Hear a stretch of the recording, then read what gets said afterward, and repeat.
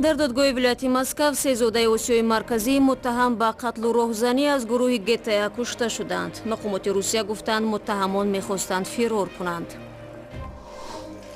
حمله به مسجد شیعه در هرات دهان نفر را کشته بر جای گذاشت. احتمال می‌رود شماره قربانیان افزایش یابد. بعد از هم یک انفجار مویی از آخر شد که من نفهمیدم که انتحاری بود یا با همه چیز. و مقامات تاجیکستان میگویند در مسئله نیروگاه سنگتوده 2 با ایران بحث و کشمکش ندارند و قرض برق را میپردازند. این قرضها رو در ملت‌های که تا ملت‌های در روز جدول پرداخت موافقه شده آنها رو برمی‌گردانیم. روز 1 август در دادگاه ولایتی مسکو هنگام مرافعه گروهی جنایی معروف با نام بنده گتا تیرپرانی رخ داد. خبرگزاری‌های روسیه میگویند حمله‌وران کشته شده زادگان آسیای مرکزی بودند. محکمه پرونده نوزوی این گروه از ماه ایولی سال گذشته ادامه دارد و از پرونده‌های پرسر و صدای سال‌های اخیر در روسیه به شمار می‌رود. ساجده میرزا گزارش می‌دهد. سه گمانبر گروه متشکل جنایی روسیه معروف با نام بنده گتا روز سه شنبه هنگام تیراندازی در دادگاه ولایت مسکو کشته شد.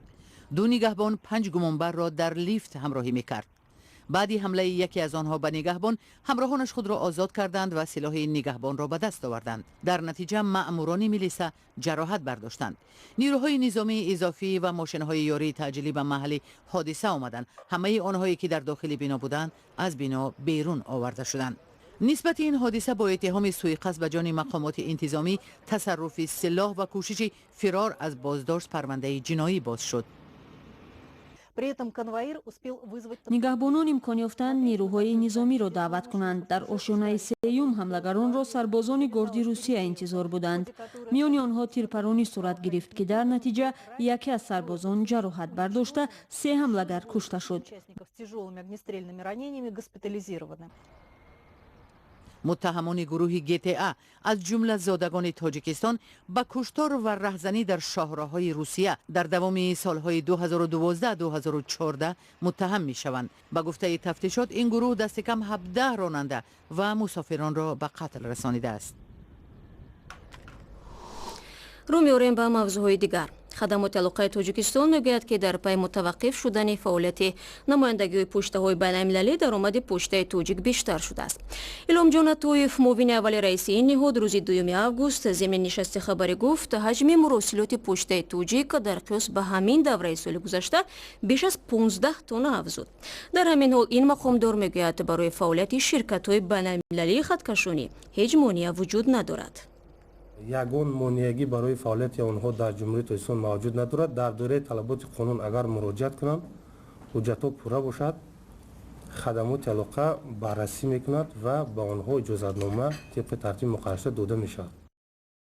در پی قطع فعالیت شرکت‌های بین‌المللی خطکشانی در تاجیکستان از سوی خدمات علاقه پشته توجیک یگانه شرکت خطکشانی فعال در تاجیکستان باقی میماند.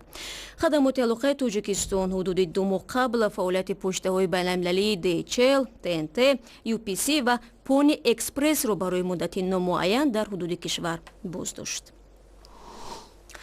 دیروز شهر هرات افغانستان را یک ترکیش مرگطلبانه تکان داد. این دفعه بزرگترین مسجد شیعیان افغانستان مورد حمله قرار گرفت. شاهدان حادثه میگویند حمله زمانی انجام شد که در مسجد 10 نمازگزار حضور داشت. جزئیات بیشتر در گزارش کیومرثی‌عطا.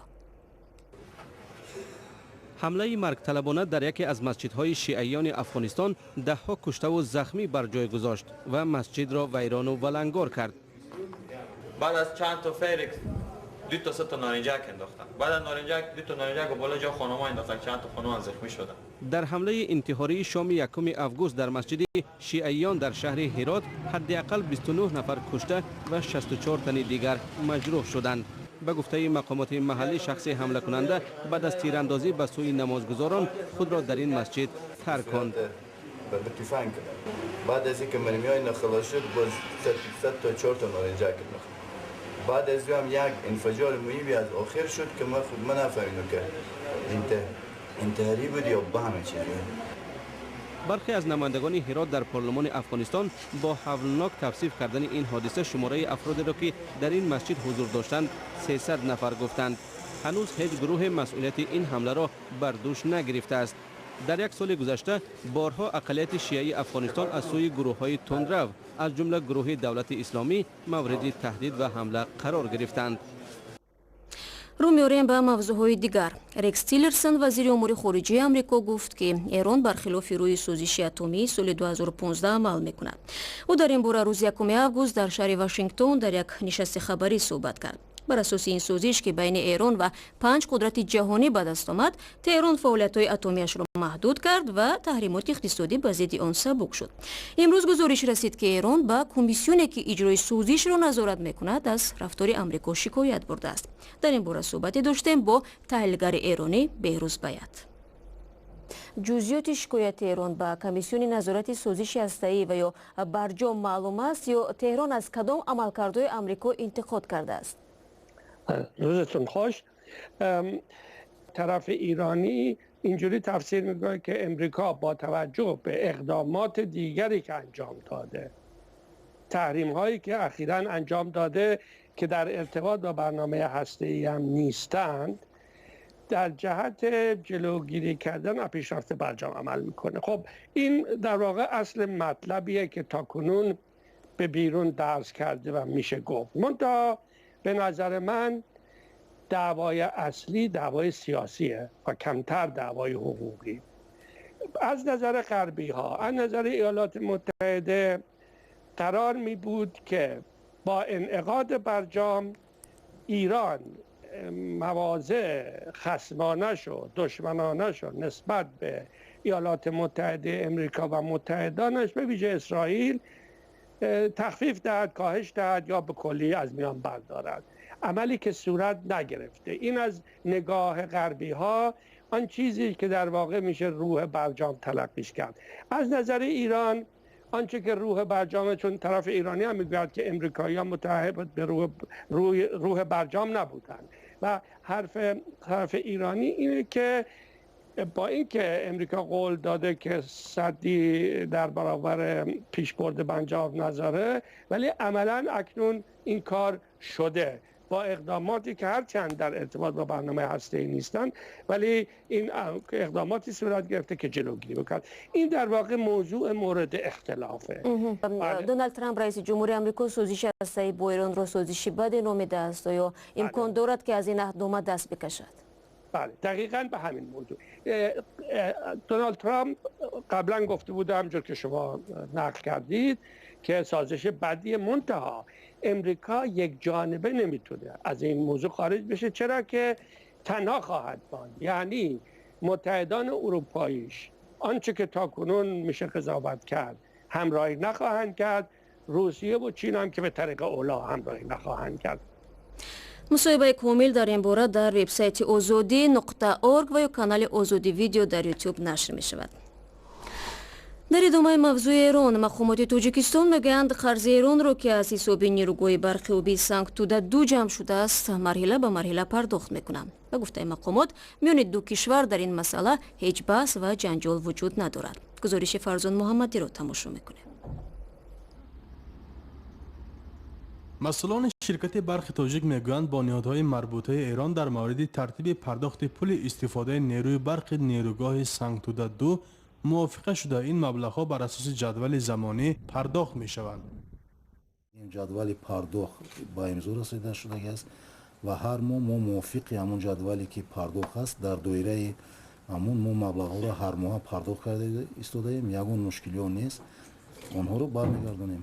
یگان مشکلی نیست، بین ما همکاری‌های خوب است. بنا به معلومات شرکت برق تاجیک، فعلا قرض این شرکت در نزد نیروگاه سانکتودا 2 به 553 میلیون سومانی یا 62 میلیون دلار آمریکایی را تشکیل می‌دهد. در آخرهای سال گذشته میزان این به 458 میلیون سومانی برابر بود. در پی سردی روابط میان ایران و تاجیکستان، برخی از نمایندگان پارلمان و وزارت خارجه ایران به کوتاهی دولت تاجیکستان در پرداخت قرض‌های نیروگاه سانکتودا 2 که با سرمایه ایران بنیاد شده است اشاره می‌کنند. از جمله در آخرهای ماه گذشته مرتضی سفاری نتنزی وکیل پارلمان ایران در صحبت با خبرگزاری پارلمانی خانه ملت این موضوع را مطرح کرده بود.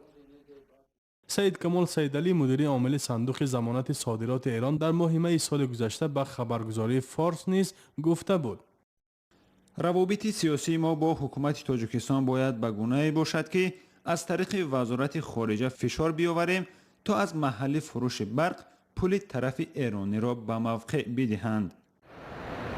نیروگاه برقی آبی سنگتوده 2 با 180 میلیون دلار سهم ایران و 40 میلیون دلار تاجیکستان ساخته شده در اول قرار بود 12.5 سال در اختیار ایران بماند. دیرتر در سال 2014 اعلان شد که این مهلت 2 سال دیگر دراز شده است و زمان در اختیار ایران ماندن سنگتوده 2 به 14.5 سال برابر است. پس از ادای این مهلت نیروگاه پورا به اختیار تاجیکستان خواهد گذاشت.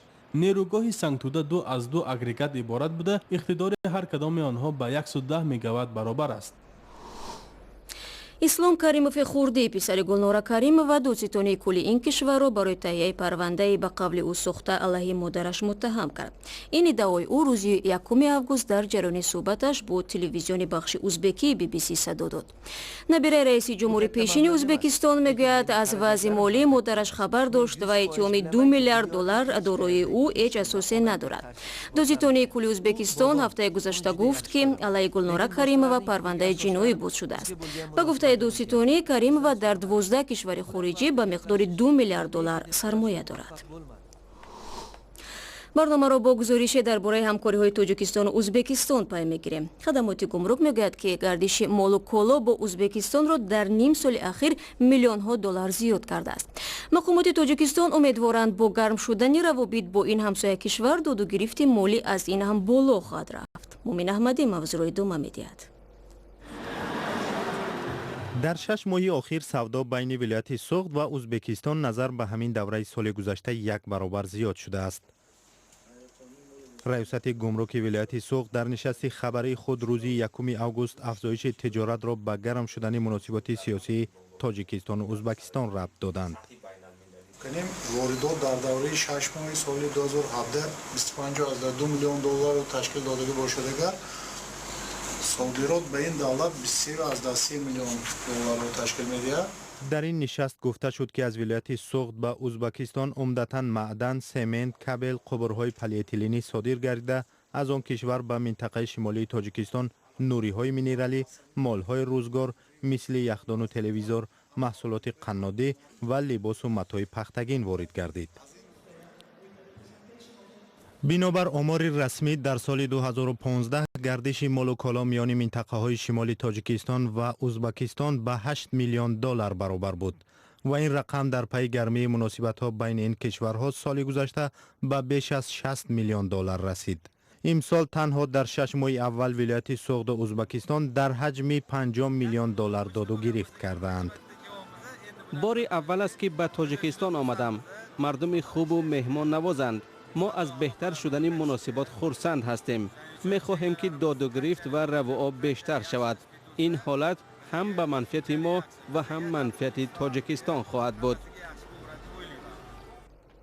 و 4 روز پیش در شویتساریا در استارین کوپروکی پیاده‌گار در جهان را باز کردند. این پل تقریباً 500 متر بوده در دل کوههای آلپ جایگیر است و دو شهر شویتساریا را به هم می‌پیوندد.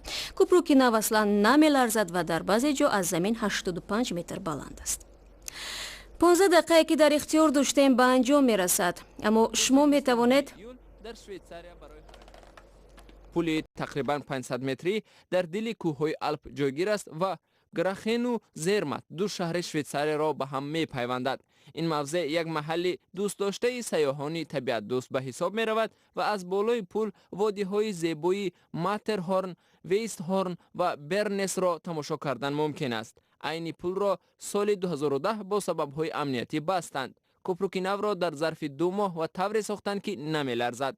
در بعضی جا پل از زمین 85 متر بلند است.